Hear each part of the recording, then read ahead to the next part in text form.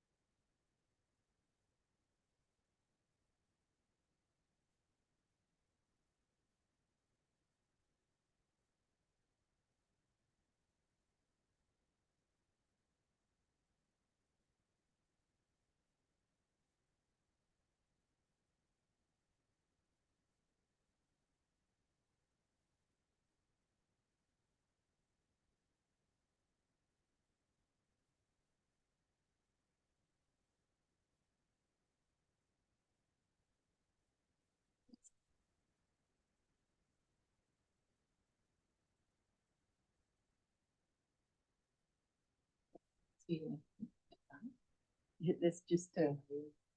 Oh, okay. Should we start?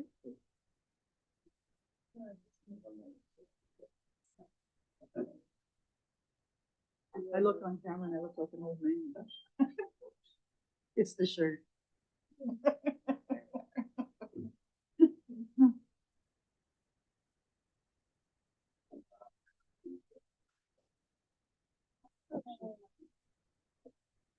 Good luck.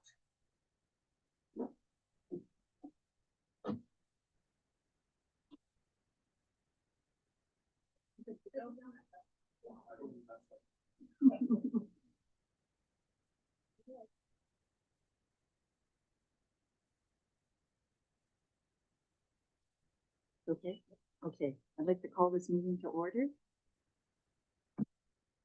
This meeting is being held throughout the Nuu-chah-nulth territories. I'd just like to recognize that. Notice to attendees and delegates that this meeting is being recorded and live streamed to YouTube on the Regional District website. And you can do introductions beginning in the boardroom with Pam Craig. Good morning, everyone. Pam Craig.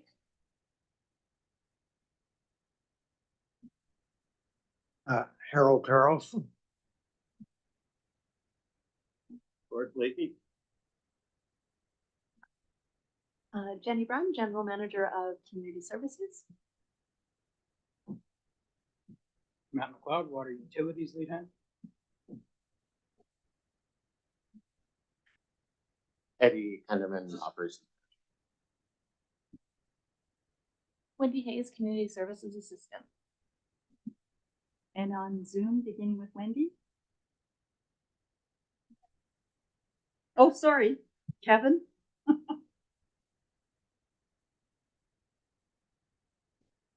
There he is. Oh, we can't hear you, Kevin.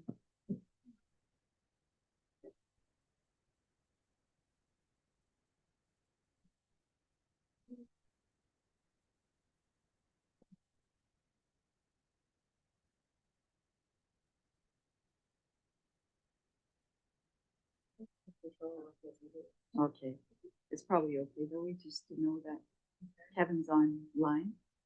Okay, so we'll move to number 2, approval of the agenda. Can I get a motion to approve the agenda unless there's late items? Did anybody have any late items? So moved, Craig. The seconder? Seconded by Harold. All in favor? Motion carried. Okay, any declarations of conflict of interest? None? Thank you. Minutes. Beaver Creek Water Advisory Committee meeting held December 5th. Is there any, oops, sorry. Heather had pointed out to me that we will adopt them as amended, and I'll go in afterwards. And then just Mike Clovis, he was put under staff, and he's actually a member. Oh, okay. So I will go in afterwards and then that. Okay, So adopt that so as far as the agenda goes, or the minutes, or minutes. okay, okay. So if we can adopt the minutes from December 5th as amended, or does anyone have any errors or omissions or business arising out of the minutes? Can we get a motion then? Thank you, Gord. And a seconder? Seconded by by Harold. All in favor?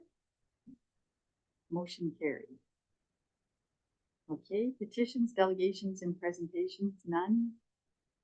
Correspondence for action and information, none. Requests for decisions. We have Beaver Creek Water Advisory Terms of Reference Review. Did everyone get a chance to read it, or would you like to go through it? I'll just speak real quickly that I'll just speak to it quickly that it is as per the procedures bylaw. We confirm the terms of reference at the first committee meeting each year. And there is no amendments at this time. Okay, did anyone have any comments or any amendments they'd like to make? Seeing none, could I get a motion to reconfirm the terms of reference? So moved, Craig. And seconder, Harold. And all in favor? Motion carried. Okay, reports. Smith Road Water Main Replacement Project. Eddie, would you like to speak to that? Thank you, Chair. So we just wanted to provide an update on the status of Smith Road water main replacement. This project is replacing 715 lineal meters of 4-inch AC water main on Smith Road from approximately, I always get that one, to Lamarck. We went out to tender in late 2023 for this project, consistent with our strategy of trying to get these products in the slower periods. We've found in the past that we have better results in the tender process, and this was consistent with that approach. We had budgeted approximately $700,000 in our capital plan for this replacement based off the cost estimates provided by Coors Engineering. The lowest bid, the leading bid, came in at $394,000 and change for the project, so we saw substantial savings there. We're also seeing $45,000 in engineering costs for the project as well. So total project budget was approximately $439,000, $131,000 of which was paid from our development cost charge fund. The remaining was paid from our capital budget, and that was approximately $307,000. The project, the construction timeline came with a 60-minute completion window from notice to award, which was provided in late January. And the project is currently underway. Luco Construction was a lead candidate, and they are currently over 50% of water main install. Projected completion of the project is mid-April. Project is going well. There were a few issues in locating the current water main. And they did hit a previously undocumented water service, which caused a little bit of a delay. No huge issues though, so we are on schedule for completion by mid-April, give or take a week or two. Currently 450 meters of the 715 meters have been installed. Yeah, and this is consistent with our capital replacement plan, which will continue into the future, as documented in each of the next two reports as well. We'll be looking at our next project for design in 2024, which is a lower Kitsuxis water main project from Spruce to Short. So that will be on the books for 2024. And I'm happy to answer any potential questions anyone may have on this project. Thank you. Harold? Is the 4-inch main being replaced with 6-inch? Through the chair, thank you for your question. Yes, it's being replaced with 6-inch PVC, upgraded from the 4-inch AC. The old line, is it just left in or not removed? Yes, through the chair. Yes, that's the typical procedure with the AC lines. It's just abandoned in place.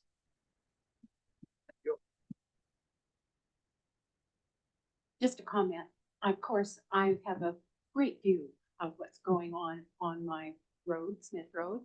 And I have to say that I really respect the crew, the work they're doing, how they're doing it, how respectful they are of local traffic as well as others that need to get down that road. And I just want to thank the district for choosing that one or having that person come forward.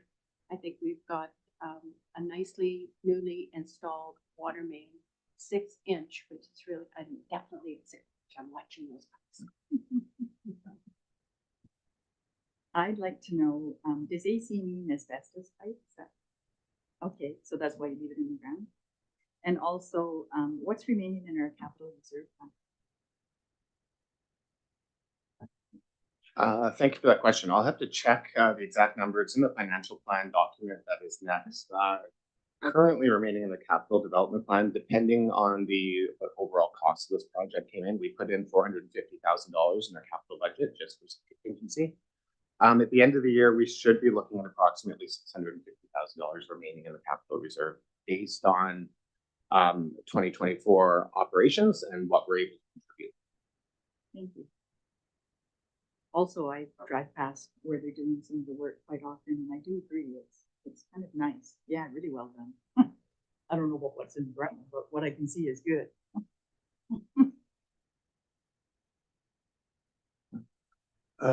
I was wondering, do we keep the record of the original installation?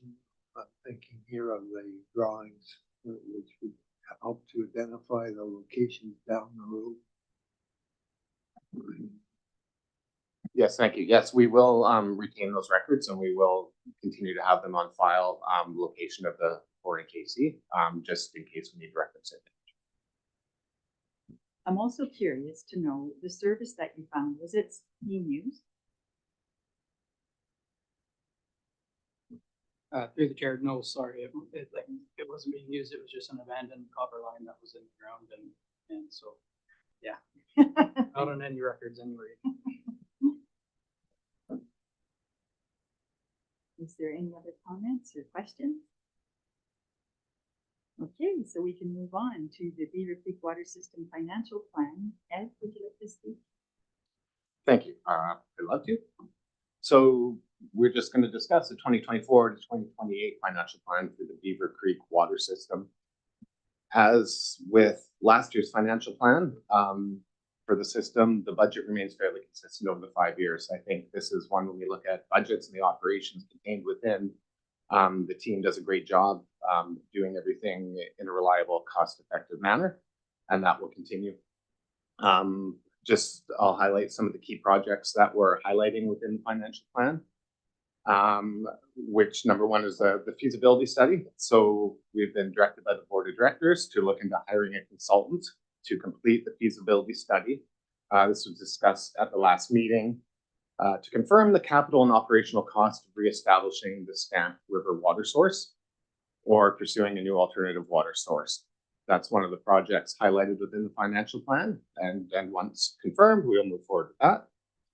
We're also, we completed a system, SCADA-wide, so supervisory control and data acquisition, SCADA assessment last year of our system. And we found that language and programming in the pump house is a little bit updated. Some of them contain 1980s type language, which was a little bit of a shock to hear.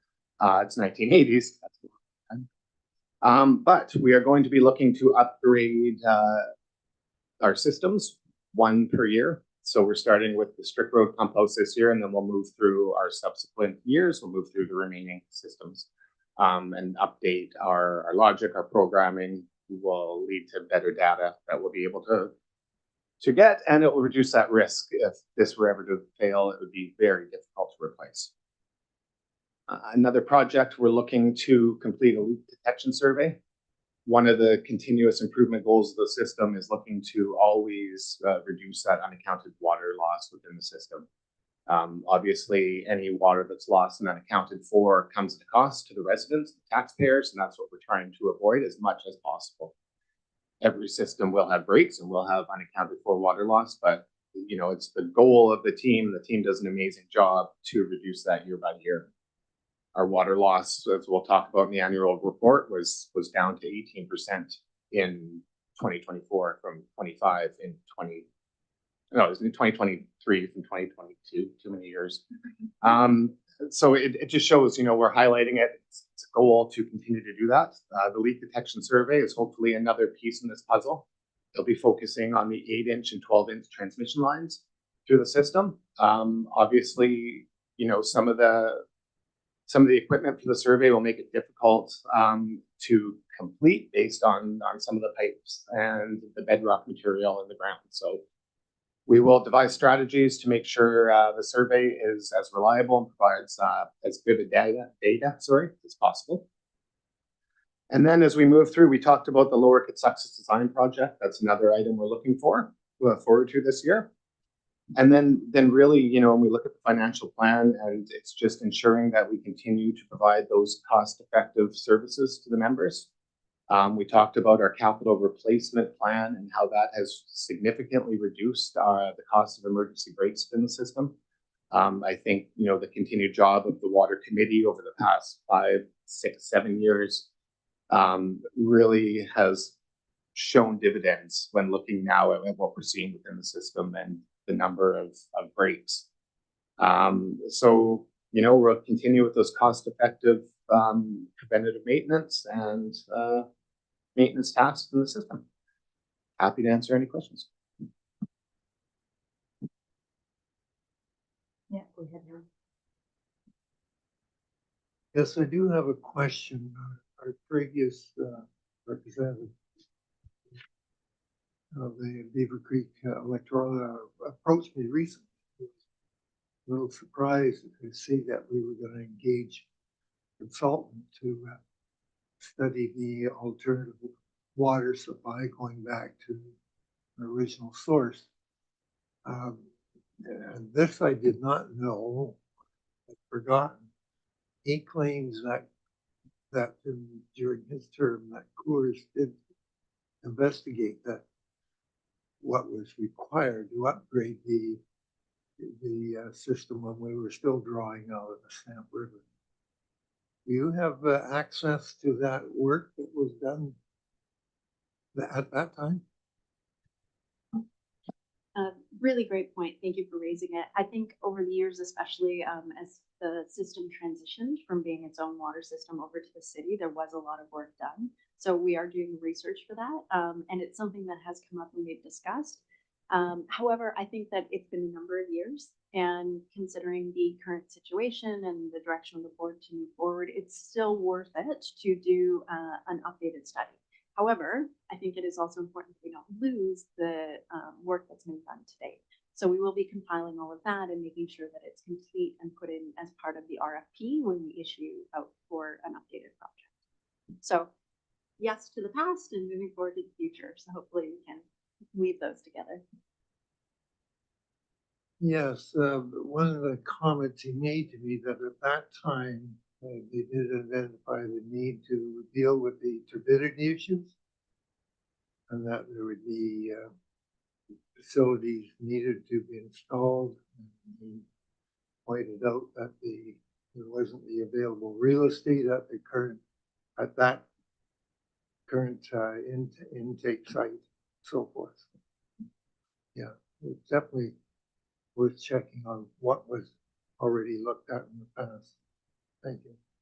And also on that is, I think that's why we need to look at what are the options available besides the city. And it will be in order to meet the current drinking water quality guidelines and also thinking to the future. So that'll be one of the ones that the consultant will be tasked with doing, is making sure that any future solution that we're looking at is the most cost effective and meets all of our requirements for the community as a whole.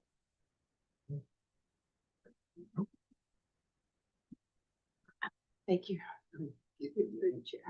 Thank you, Harold, for bringing that forward, because I do recall those pieces and that a long discussion around both those issues of maintaining the stamp connection as well as the turbidity issues that we were having at the time and probably still have. My question is, I'm pleased to see the feasibility study going forward. I have a deep concern around the future.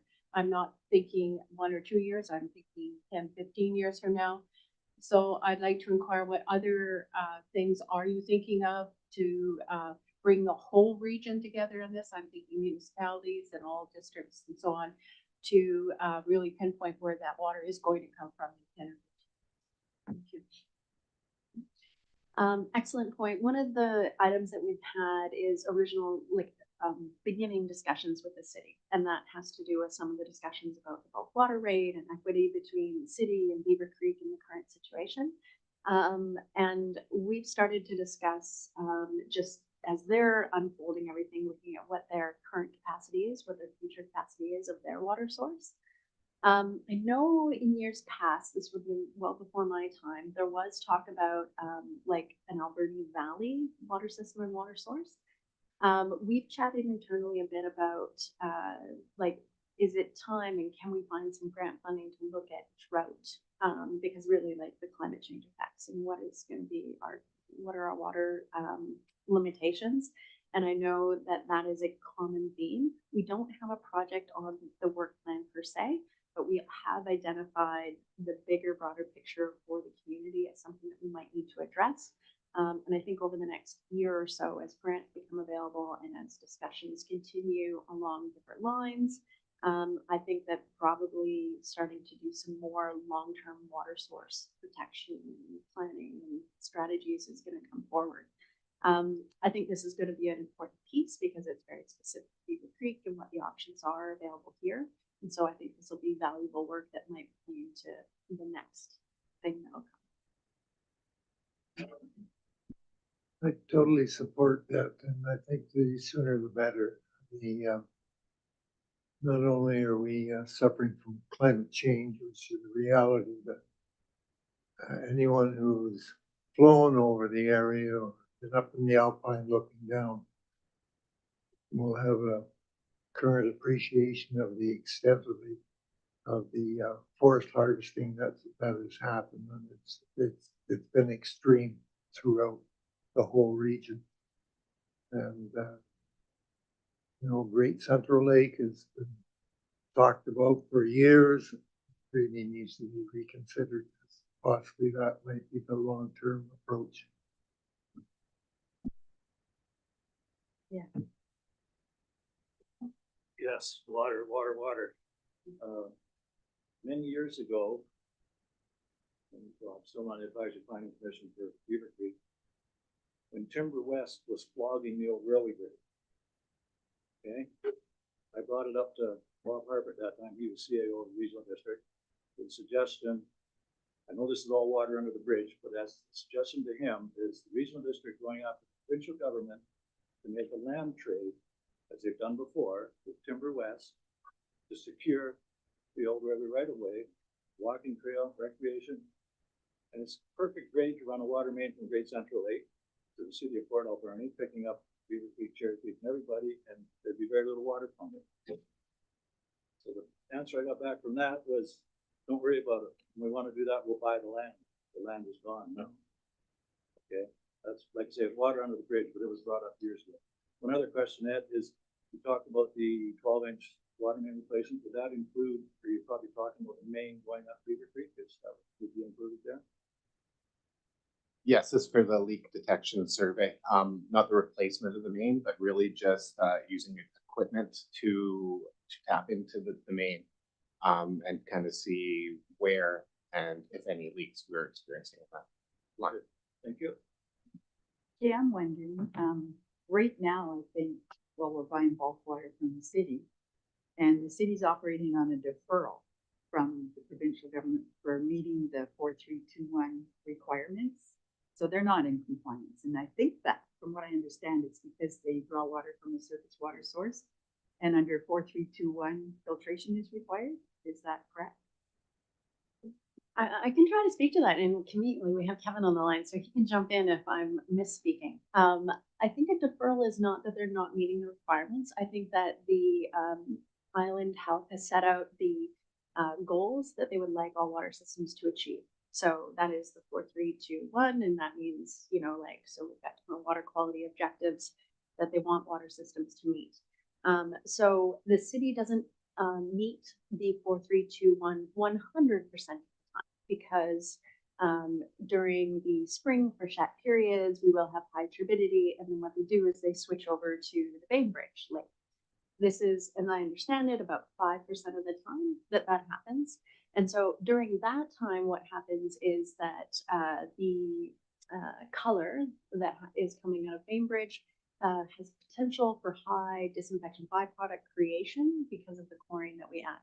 So there's concerns on that. And so Island Health has said, okay, is this an adequate health concern that we need you to upgrade? And the understanding is like, no, we're issuing a deferral, which means that that is acceptable. So they've said, this is a small percentage of the time. If we were always drawing from Bainbridge Lake the whole time, and it had very high color and was always reacting with chlorine, and then you have consistently high and higher THMs and disinfection byproducts in general, then that chronic exposure to the community would be concerning to Island Health. But because it is for such a short period of time, and for the other 95% of the time, the water quality is extremely high, they have said that they are not asking for anything to change. So they have a deferral, and which means that they are in compliance. And I would encourage either Matt or Kevin or anyone to like add or jump in if I've missed anything or if I've misconstrued that. One other thing was a logging on private lands, which surrounds the whole valley, private lands. We don't have control of that watershed, so it's quite likely that the city will eventually need filtration, which would be hundreds of millions, not tens of millions. And it, to me, would be a lot more cost effective to have our own water filtration, because we'll probably need it, because we won't be able to get a deferral, being that there are likely turbidity issues. It makes more sense to not put all of our eggs in one basket and to just take care of local water. And perhaps we could even do a backup to another system, which is part of the 4321 requirement as well. I love talking watershed management. So in my earlier career, I worked for the city of Campbell River, and we had a huge initiative at the time for watershed management. And it was along the same time when it was shortly after Walkerton, and that's when the 4321 had come into place. And so at the time, the city was simply chlorinating, and they were very lucky. So I don't know if you're familiar with the area, but they have John Hart Lake, but it's actually a series of 5 lakes through Strathcona Park. The watershed is enormous. It just is, which has a benefit, but also a drawback. So with watershed management, and with all of the methodology that's used for ensuring safe drinking water is really the multi-barrier approach. And so the source water and the watershed management component of that, and how do we protect that? So in many systems on Vancouver Island, everyone's in the same place. We're blessed with having beautiful, high quality water in lakes. You go to the prairies, oh my goodness, you are starting with a terrible source water. So we have this really high source water quality that we can put minimal treatment into and then have a good product, which is a blessing to all of us.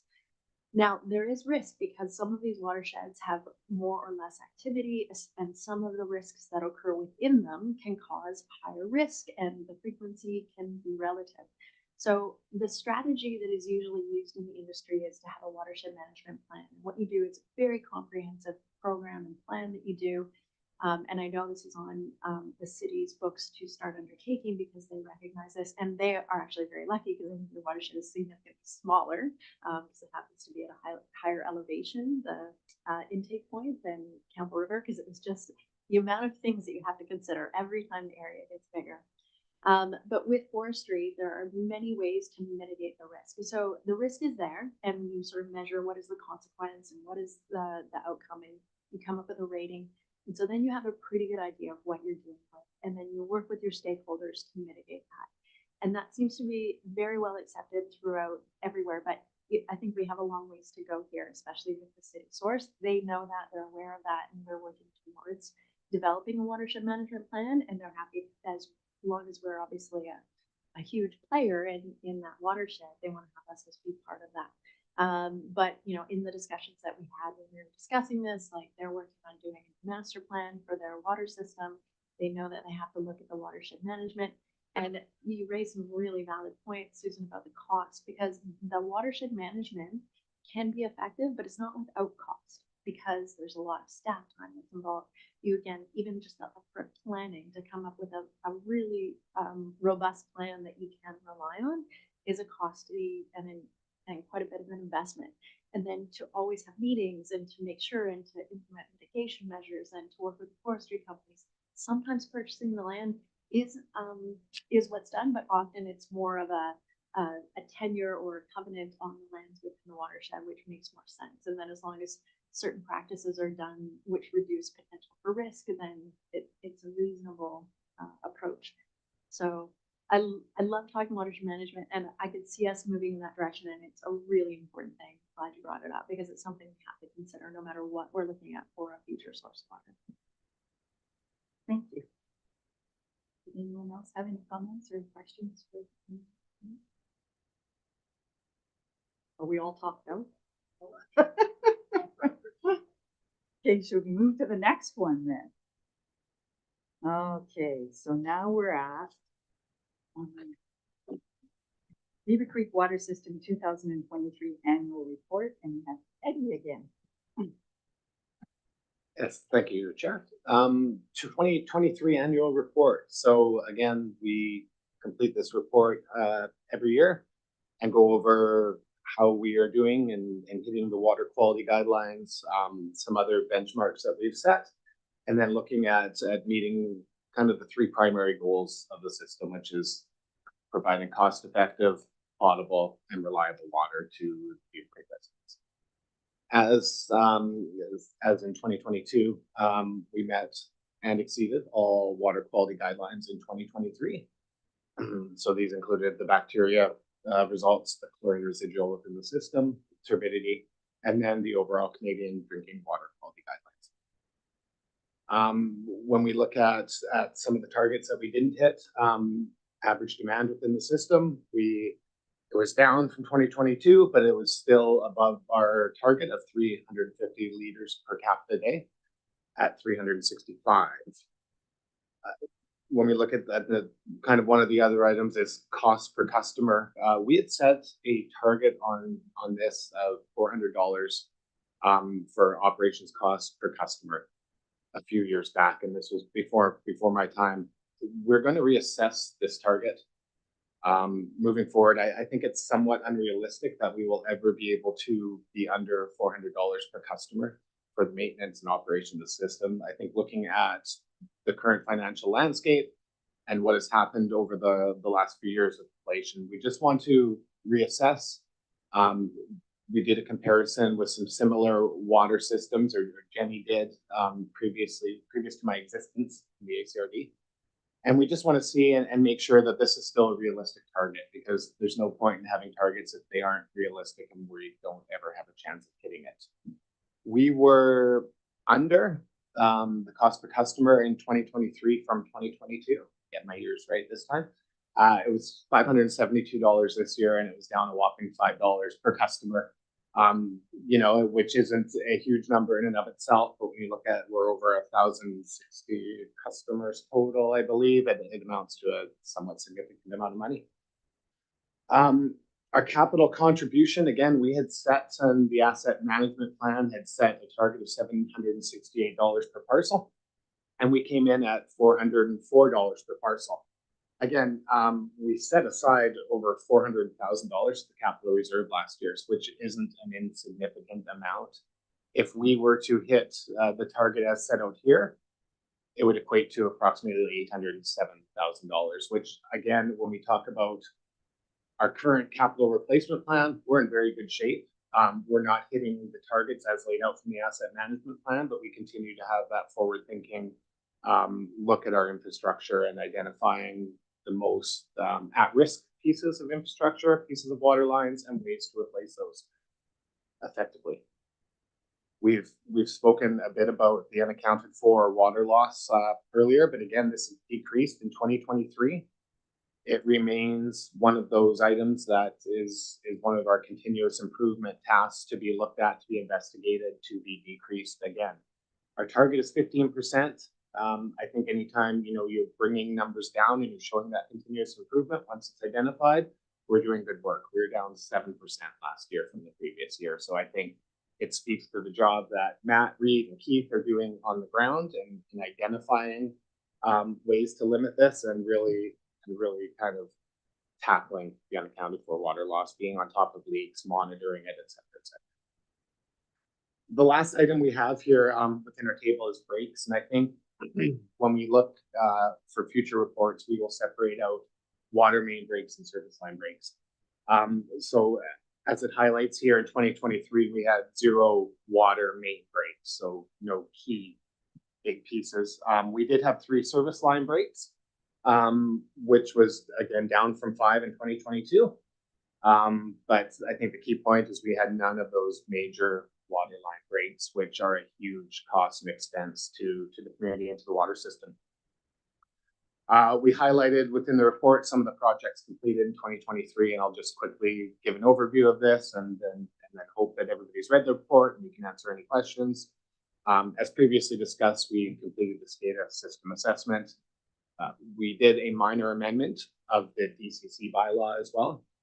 So the DCC bylaw, or development cost charge bylaw, is to be you're supposed to do annual minor amendments or biannual minor amendments, just to make sure that the DCC amount is in line with the inflationary cost of construction. So we did this minor amendment last year. I believe the DCC rate increased from $5,068 per parcel to $6,800 per parcel for one residential unit. And it's broken down among if there's multiple residential units or commercial, industrial, institutional, etc. But that's all broken out within the bylaw.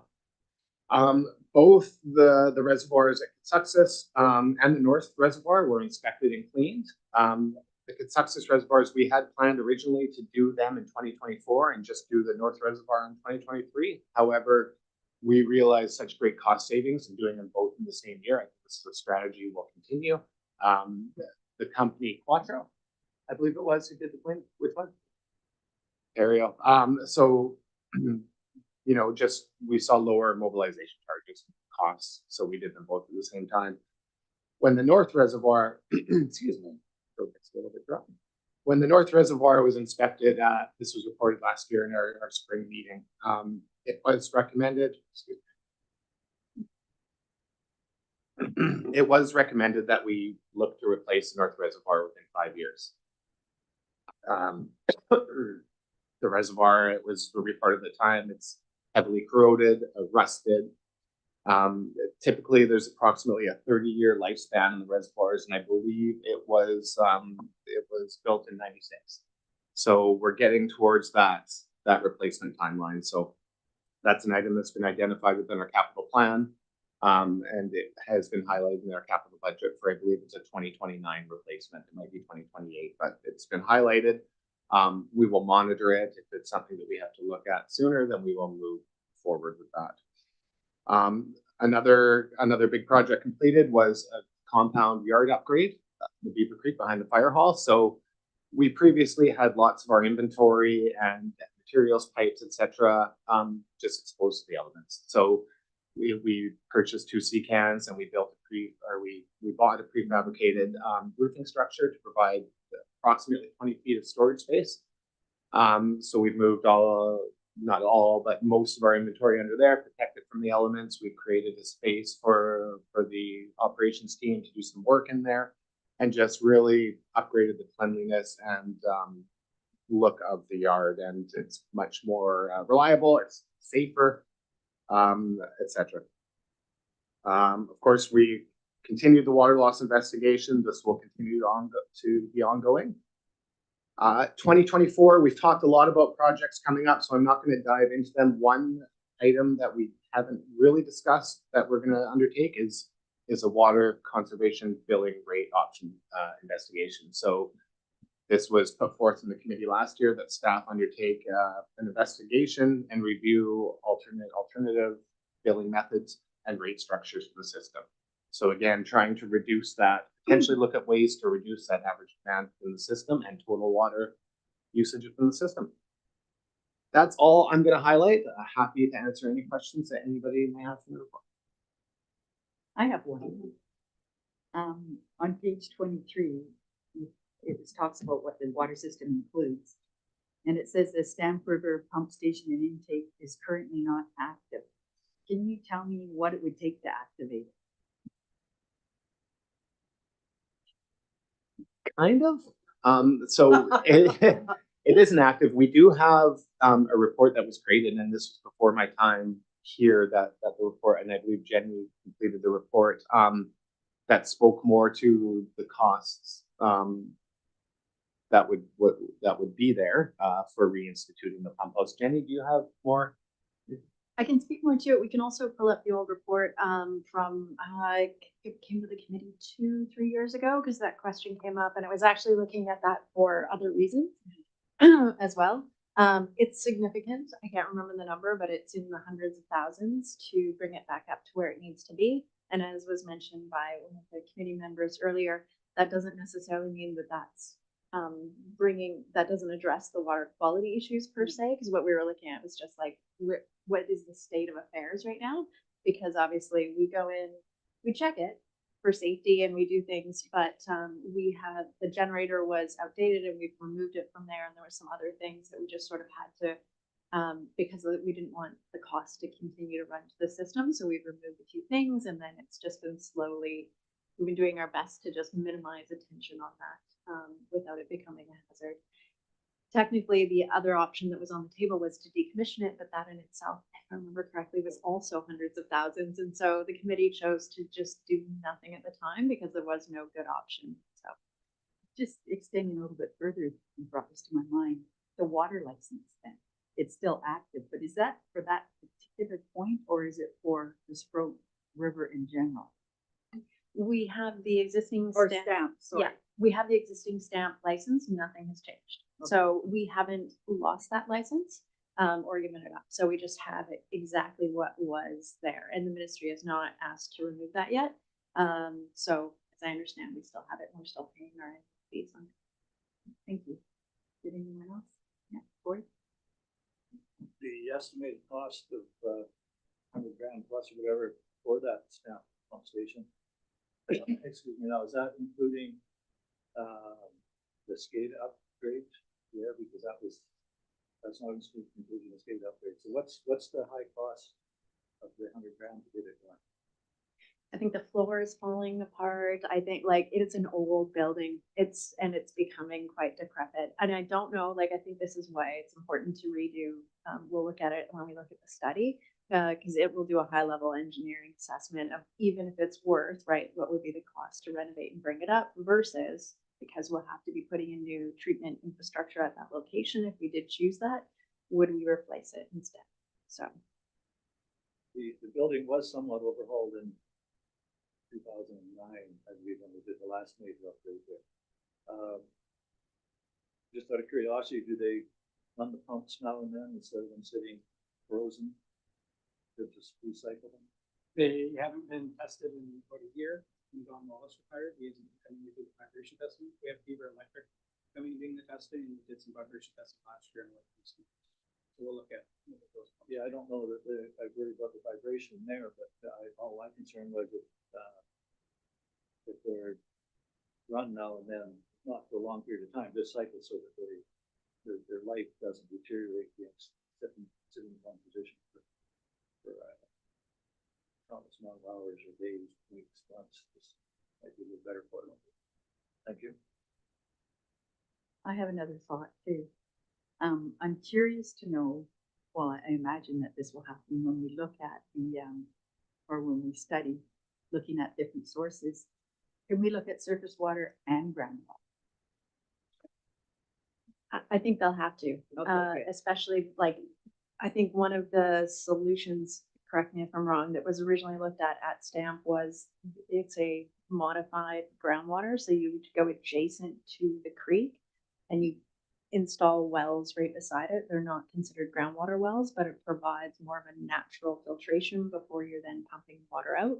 So even if they're looking at Stamp Falls, I think that is one of the solutions that'll be investigated. Thank you. Did anyone else have comments or questions? Yes, go ahead, please. They did, I think there's 3 or 4 test wells or something they did up there at that time. And one of the things that got brought up is it's a good idea, but living in the earthquake zone, a little bit of a shaker, could you lose the water supply and all your investment? It's something to kind of think about, or maybe we don't need to worry about that. I don't know if it's consideration. Also, I'm just thinking out loud, but I'm really curious if, say we did draw from the Somas River, or not Somas, but the Stamp River, before it turns into the Somas. And do we have to have, like, say we had filtration, does it have to be close to the river? Or could it be up in another location? Well, if we're looking at groundwater capacity, and I don't know how much surveying or test wells has been done throughout Beaver Creek, as I understand, is actually there's challenges with available groundwater in the area, but again, I don't know. We'll do some investigation. The reason they generally keep it closer to the river is that the further away you get, depending on groundwater material, the slower the recharge rate.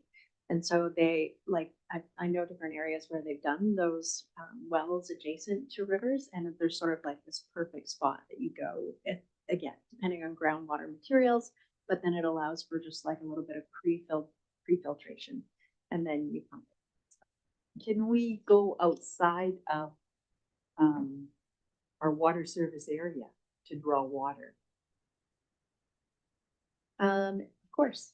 Oh, that opens a whole bigger door. The challenges though with doing that, like so say we're looking at Great Central Lake or anything like that is there's a cost associated with that. There's land, like securing the source. There's a lot of different issues that'll come up. Typically when you're doing a study, like an alternate water option study, they'll do like a very high level tabletop exercise to kind of identify like what are all the different options, and they look at them on a cursory level and then determine what are the 1 or 2, maybe 3 items that are worth spending and investing the time to do the detailed costing. And often it'll be, like the logistics of trying to get the land tenure for this are really high, or the distance, if you just, quickly think of what a supply line is going to cost, is going to be, $30 million before we even get to the system. And then they'll say, oh, it's probably not the best. And so you're just trying to pick sort of the 3 top items to then dive into, but they should be doing an effective environment scan to see what the options are. So I'm thinking automatically more north up the Stamp River, because you'd have higher quality water, using some of the farms, and then including the agricultural needs together. And perhaps there'd be grant funding available for something like that. I don't know, but it makes sense to go further north on the stand. Because if I recall things correctly, there were problems, not just with turbidity, but with bacteriological contamination from farms too. So just thinking out loud. Thanks. Okay, is there any other comments? Oh, yes, Cory. At one time, the Beaver Improvement District had I believe they had a water license on Great Central Lake as something in the bank. Is that still there? Is it gone? We'll look into that. I don't know. I don't have the answer, but that's really interesting. We'll look into it. Yeah, because I think the Nanaimo Regional District has one out there. Did you want to come in there? Yeah, no, Mike's entering the meeting.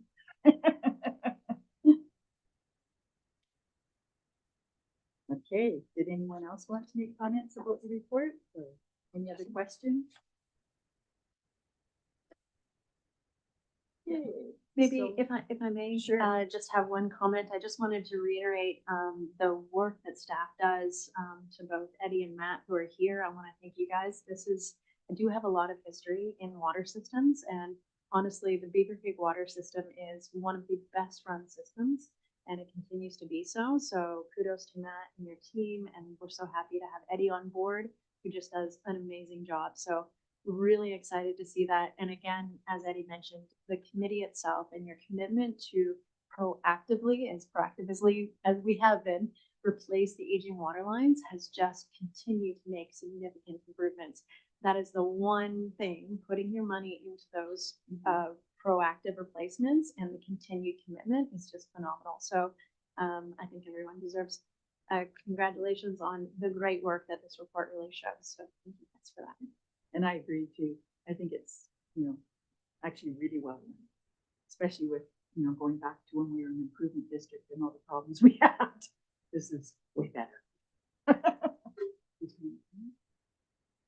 Yes, I agree with you, and they're doing a good job, and this monitoring these leaks that we get no revenue from, keep that up, because I think that's a big benefit to the water users of Beaver Creek, and it's money in our pockets if that gets corrected.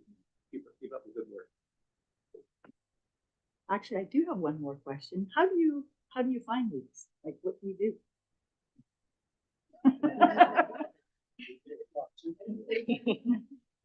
They can be very tricky. Water does some fun things for sure. A lot of what helps us is our SCADA system. We monitor flows all through the evening and look at history and everything to make sure that our flows are hitting where we want them to be and notice any sort of little spikes. So we monitor through that.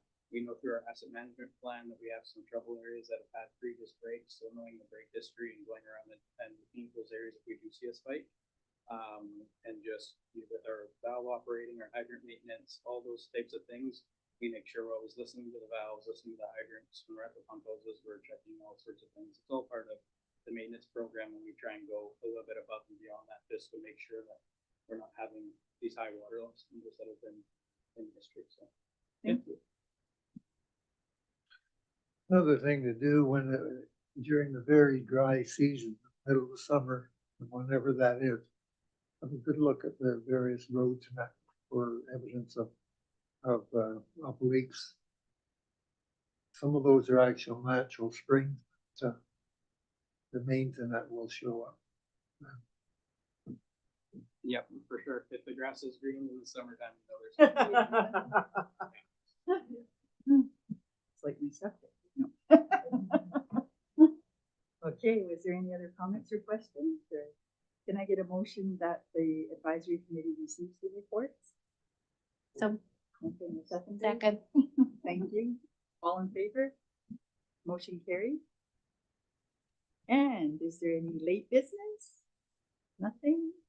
Question period? Do you have any? Okay. there's no question. Okay. So a motion to adjourn, I guess. So moved. And seconded. And all in favor? And we're good. Thank you, everyone.